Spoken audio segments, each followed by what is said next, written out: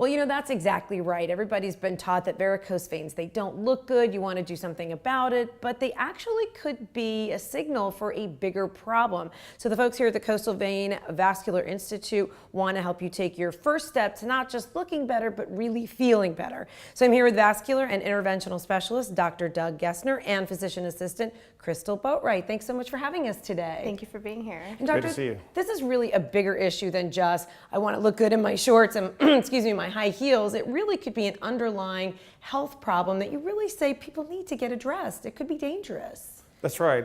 Venous disease, and we've talked about kind of the process of it, but venous disease is something that we're fortunate because you actually have a superficial or a manifestation that you can actually see. So it starts typically with spider and reticular veins, the little things that you see in your legs. You may notice a little bit of swelling, and you may not think much of it. And most of our patients, when they come here, they're almost embarrassed to be here because they think, well, it's not that bad. But it really could be a representation of something more going on that's deeper that needs to be addressed. But typical minor symptoms are swelling, kind of aching, throbbing. They may notice that at the end of the day, the legs are just kind of tired. They need to elevate their legs. So it really is something that they should at least get checked out because there can be long-term consequences. And you mentioned an underlying condition. So are there stages of this condition? Like if you don't get in to get this done, something really serious could happen. Yeah, absolutely. In medicine, we try to classify things. So in venous disease, we have a SEEP classification. And there's really C1 through C6 classifications in venous disease. And C1 is that just spider and reticular vein. C2 is when you have more of the bulging varicosities. C3 is when you start noticing the swelling that occurs. C4 is typically when you start seeing skin changes. You notice redness and it starts getting a little darker pigmentation, which is basically kind of a staining of the skin.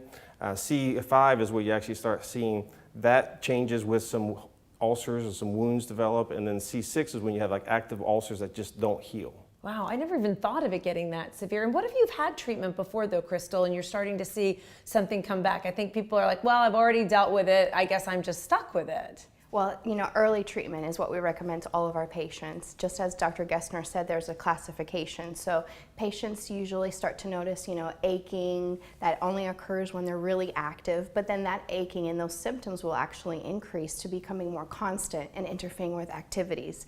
So the earlier that we treat it, not only the better that will make patients feel faster, but also less treatments that they may need, because that could be a sign that more veins are becoming diseased and damaged. Now, is this just something that you're born with? I mean, it's just genetics, or is this something that can be self-inflicted? I know I'm crossing my legs right now, and they always tell women you shouldn't cross your legs. Is that kind of an urban myth, or is that an actual way to keep your legs healthy by maybe crossing at the ankles like we were taught? Well, I definitely sit with my legs crossed, but there's really no evidence to say that crossing our legs can cause venous disease. Okay, good to know. I'm back in. Okay.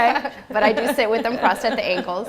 Yes, it's an inherited condition. There are things that we can do to keep our legs healthy, avoiding prolonged periods of standing or sitting, wearing compression stockings, getting early treatment, and if patients have had blood clots, seeking a second opinion, because there are other things that we can do to help prevent complications, not just medical management with anticoagulations. And quick question, I'm just going to maybe put you on the spot a little bit. Could some medications also contribute to this kind of problem? Could it be a side effect of some medications that you're taking today? Because those commercials, they go on for an hour about side effects.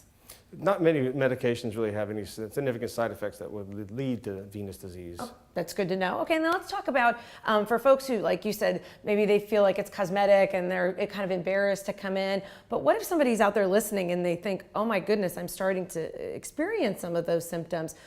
Can they just walk in the door? Do they need to have special insurance or referral? What's the process to get in here to see this? Well, we're lucky enough to offer complimentary screenings to break down barriers to care. So that's a quick 15-minute appointment to really discuss signs and symptoms. And if we feel that patients do have venous disease, we'll schedule a full consultation with ultrasound afterwards. Well, that's great, doctor, because really you just want people to come in, get checked, because your concern is somebody waits until it's a real severe problem.